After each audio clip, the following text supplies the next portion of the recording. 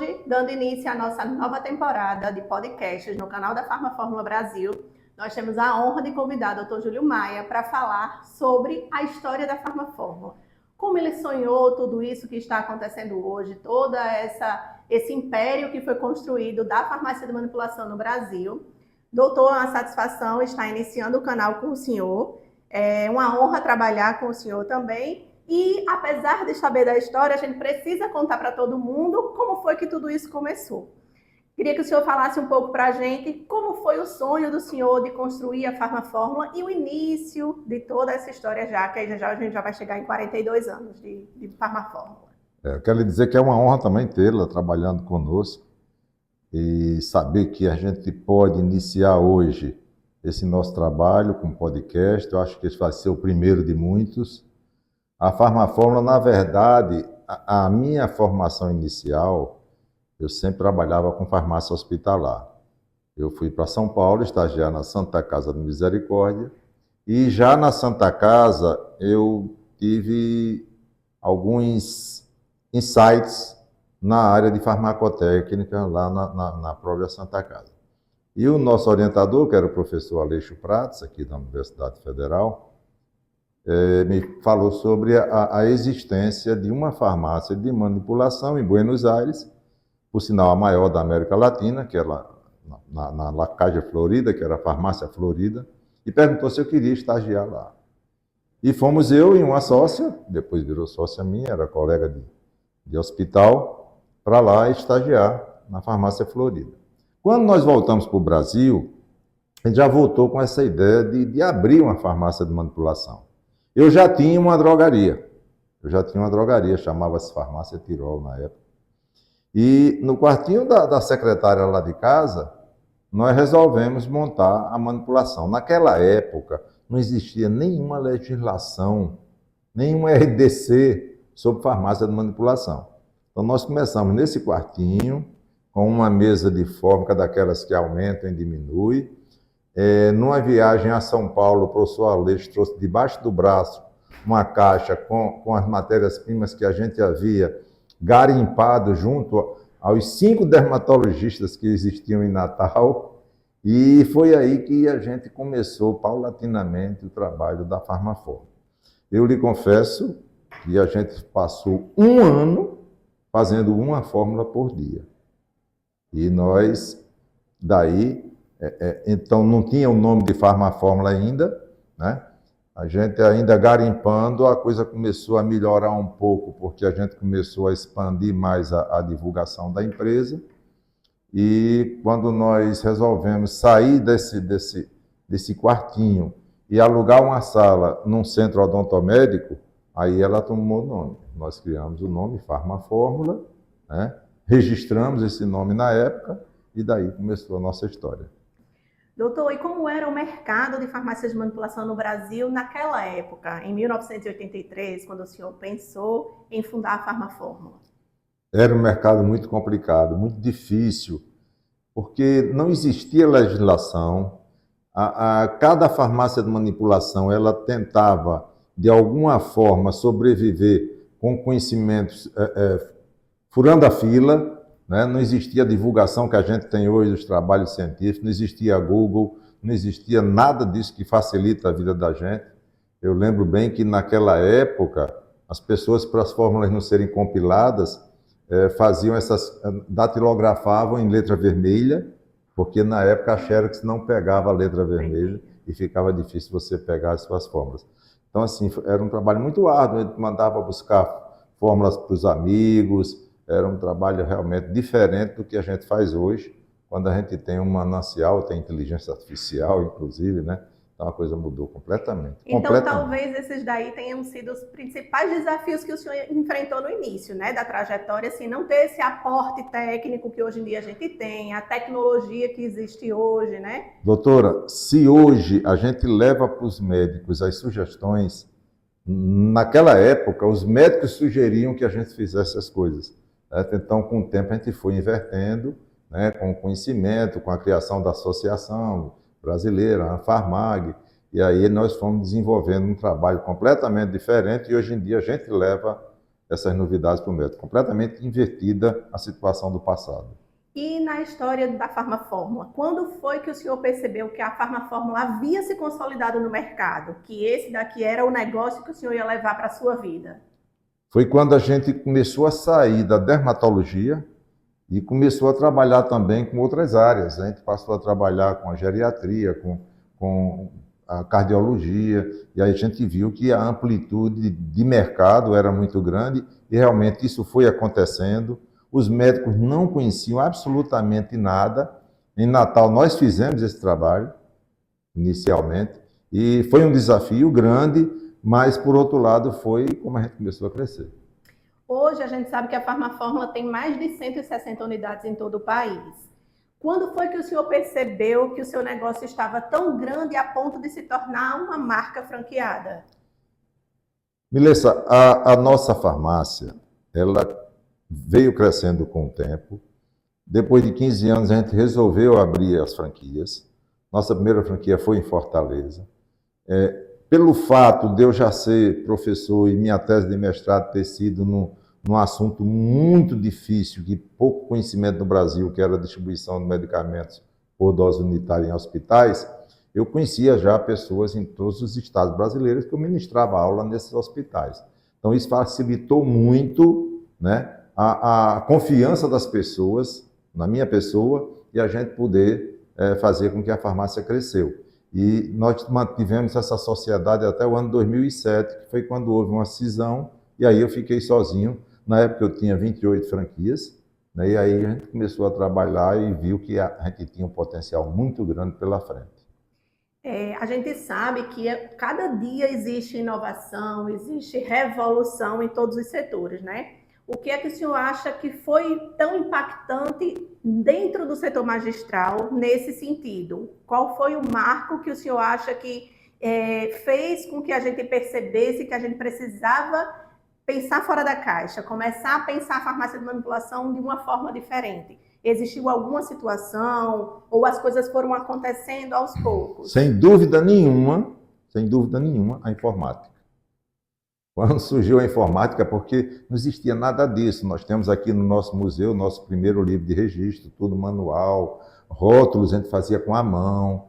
Então, com a informática, revolucionou tudo na área de manipulação. E hoje a gente não vive sem ela, né? Para a farmácia funcionar, desde o atendimento ao cliente, a produção da fórmula no laboratório, a gente utiliza um computador para fazer pesagem monitorada, né? E todo o restante dos processos, Exatamente. Inclusive os administrativos. Hoje, o computador virou a caneta de antigamente. E deu segurança para a gente. Deu muito mais segurança. Hoje a gente trabalha com BI, a gente trabalha com inteligência artificial, tanto na venda de franquias, quanto na ponta. Agora a gente já está iniciando também no atendimento ao cliente. E vamos ter conversações já no sentido da produção científica nossa sair através também da inteligência artificial. Hoje, quais são os valores que o senhor acha mais relevantes da sua marca, tanto para os colaboradores como para os novos interessados em se tornar um franqueado? Quais são aquelas coisas que o senhor diz, isso aqui é imprescindível, o meu colaborador ter ou o meu franqueado ter também para poder fazer parte da rede? Eu, quando, em determinada época da minha vida de franqueador, eu recebi uma pergunta de um franqueado, um candidato à franquia. Ele perguntou para mim, tem alguém que vá dar prosseguimento à Farmafórmula no futuro? Então, essa pergunta dele me deixou com uma pulga atrás da orelha. Tanto é que há 5 anos atrás, pelo fato de ter um filho farmacêutico, ter você como gerente, de ter outro, nós criamos um grupo gestor para que esse grupo pudesse dar continuidade à empresa sem... No dia que eu for para um lugar melhor, deve ser bem melhor, né? No dia que eu for para esse lugar melhor, tenha continuidade do trabalho da Farmafórmula. Porém, para a sua pergunta ser mais bem respondida, eu acho que o que mais dá satisfação a trabalharem comigo é a transparência com que eu trabalho, né? É a nossa responsabilidade social que a gente tem. Sim. Né? E também o fato da gente trabalhar de uma forma muito honesta. Isso aí eu tenho certeza que eu faço, que eu fiz, que eu vou fazer. É verdade, isso é verdade. Doutor, e agora com relação ao nosso atendimento ao cliente, o que é que o senhor vê hoje de diferencial ou alguma coisa que foi um ícone que a Farmafórmula fez, que fez ela se consolidar tão fortemente? É alguma coisa que a gente faz de diferente, ou que o senhor pensou de forma diferente para o atendimento ao cliente? É aquele relacionamento mesmo tete a tete do balcão? É o cuidado que a gente tem na personalização, não só do medicamento, mas do atendimento em si? Na perspectiva do senhor, o que é que o senhor acha que é o nosso maior diferencial, ou que é essa é a marca registrada da Farmafórmula com os seus clientes? Melissa, dificilmente você vai encontrar alguém no mercado, um cliente nosso, que vai lhe dizer, eu fui lá na Farmafórmula e ele fez uma fórmula para mim e eu fiquei bom. O que faz com que a gente tenha essa credibilidade tão grande junto aos clientes é o trabalho que a gente faz junto ao prescritor. E quando o prescritor recomenda que ele venha à Farmafórmula, ele está ali fazendo uma recomendação pelo reconhecimento da qualidade que nós produzimos. E foi isso que foi fazendo com que o cliente viesse até a gente. Aqui nós não receitamos, aqui nós não fazemos nada, né, sem que o prescritor tenha participação.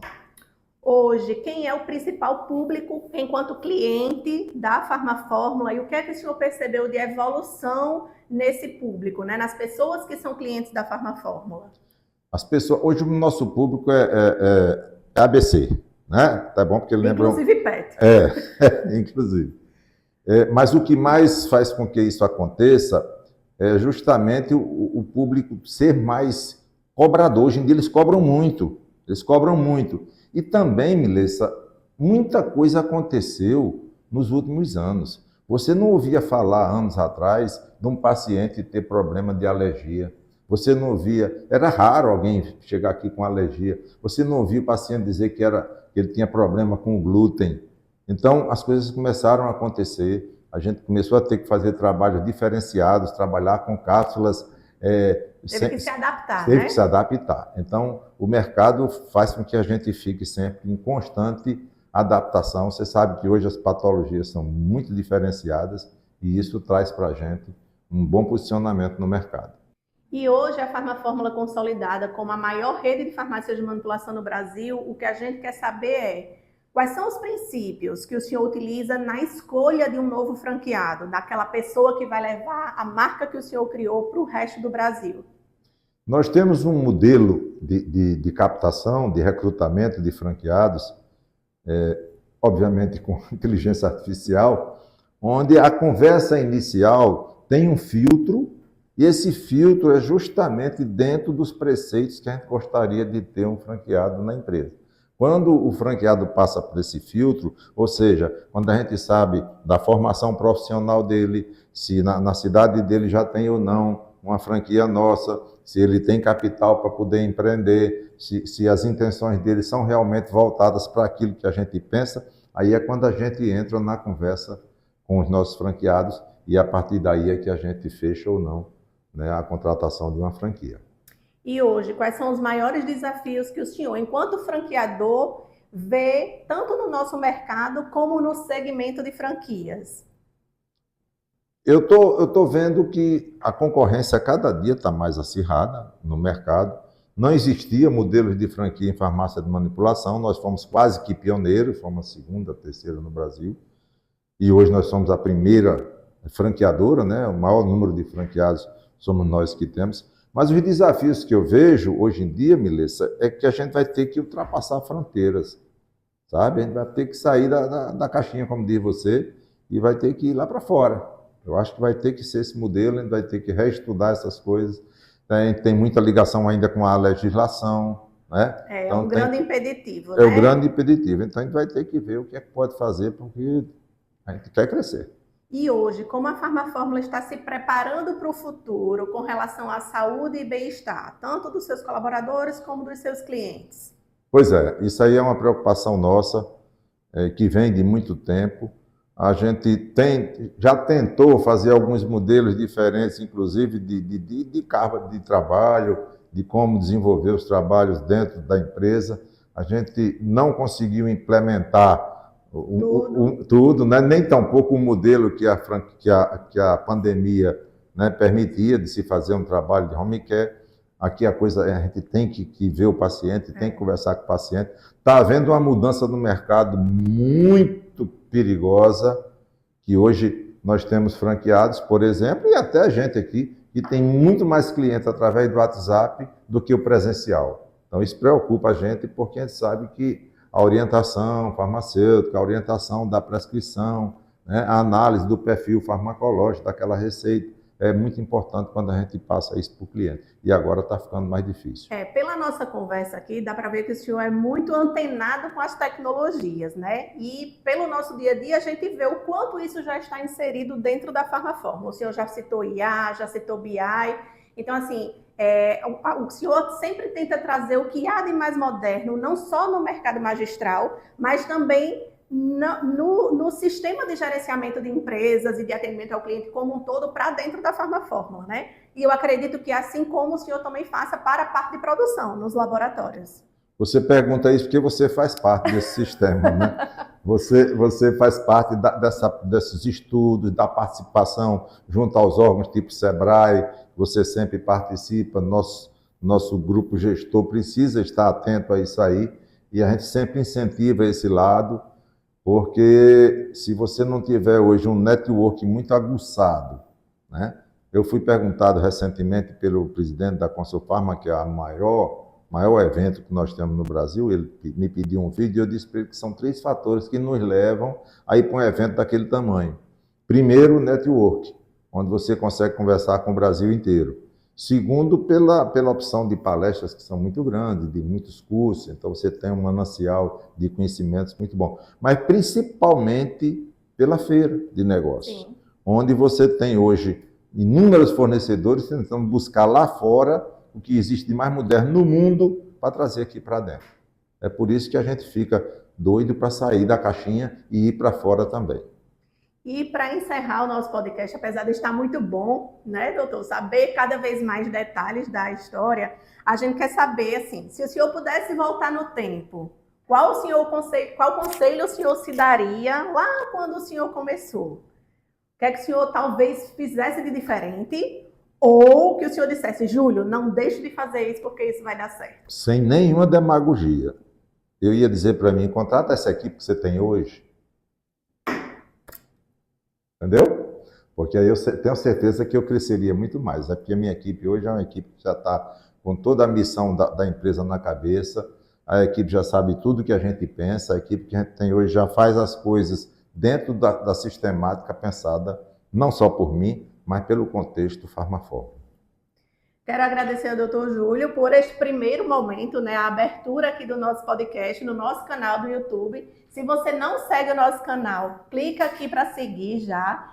Comenta sobre o que é que você achou desse podcast e o que é que você acha que a gente pode trazer de temas relevantes, tanto para o mercado magistral, como para a saúde das pessoas, né, de uma forma geral, dos pets também, que é um segmento que a Farmafórmula também trabalha. E ideias que a gente possa conversar aqui, né, doutor? Falar sobre gestão, sobre o dia a dia da farmácia. E eu tenho certeza que vocês vão nos acompanhar, nós vamos estar sempre aqui presentes, sempre que puder nós vamos participar, mas nós vamos trazer também pessoas que são ligadas à área da manipulação, prescritores, farmacêuticos, nossos colaboradores, para que a gente possa fazer, através desse nosso podcast, uma sala de conhecimentos e que você possa se aprofundar. Hoje foi sobre a Farmafórmula, sobre sua história, mas conhecimentos de um modo geral no que diz respeito a como a gente faz gestão, como a gente faz produção, como a gente entrega a nossa encomenda. E cuida de pessoas. E cuida de pessoas, saúde e beleza. Muito obrigado.